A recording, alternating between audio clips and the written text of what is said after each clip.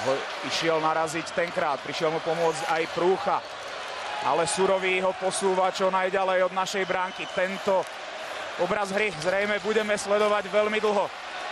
Ešte sa tam ale naskytol drzý Hudáček, Hudáček, gól! Gól! Libor Hudáček strieľa najdôležitejší gól kariéry.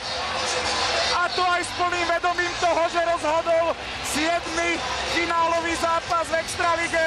3-1 pre Slovensko. 45. semifinálová minúta. Vedieme o 2 góly. Zarazení Česi potrebujú teraz veľmi rýchlo vyrovnať. Libor Hudáček osvedčil svoj inštinkt. Profitoval z roboty Šatana a Surového a keď sa k nemu odrazil puk, tak už vedel, čo s ním. Nie len Šatanové, ale aj Hudáčkové blafáky bude musieť študovať Kováč. Svojím známym blafákom, určite to pamätajú aj v Košiciach, takýmto blafákom uvoľnením sa ako pravák do pravej strany. Samozrejme predtým je naznačenie strely, aby brankár mu trošku vykorčuloval von z bránkovej čiary, z bránkoviska. A čistým blafákom zasunul puk do brány.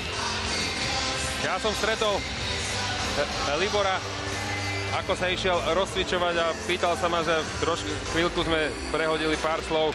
Pýtal sa ma, že či dal Malkin hat-trick a hovorím, že áno, že či boli aj klobúky a či jabky na lade a hovorím áno. A tak ako on to vie, sa ma opýtal, že ešte si majú aj nejaké nechať tí diváci. No nejaká tam už čiapka priletela, ale ešte sa netežme, ešte 15 minút, 20 sekúnd.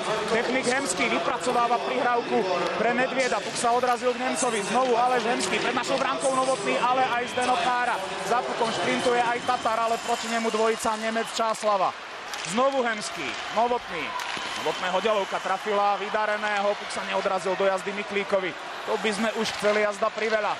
Predovšetkým precízna defenzíva, ktorú náš tým produkoval v doterajšom priebehu duelu. Bude kľúčom k úspechu, ale Česi majú špičkových útočníkov. Michálek, jeden z nich, prihral Nedviedovi. Ešte Prolík, znovu Nedvied, pri ňom René vydarený. Prolík, na ňom nalepený Hovorka, Sekera. Zvládol napádanie Michalka a môžeme ísť dopredu. Česi prepadli v útočnom pásme, je tam prečíslenie, puk vedie Tatar. Už to trošku zbrzdil. Jeho strela od zadného mantinelu, ktorá sa nedostala k bližňákovi.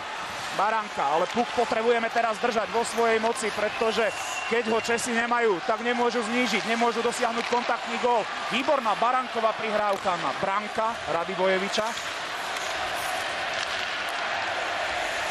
Ale v zápätí Prolík berie našim puk v strednom pásme.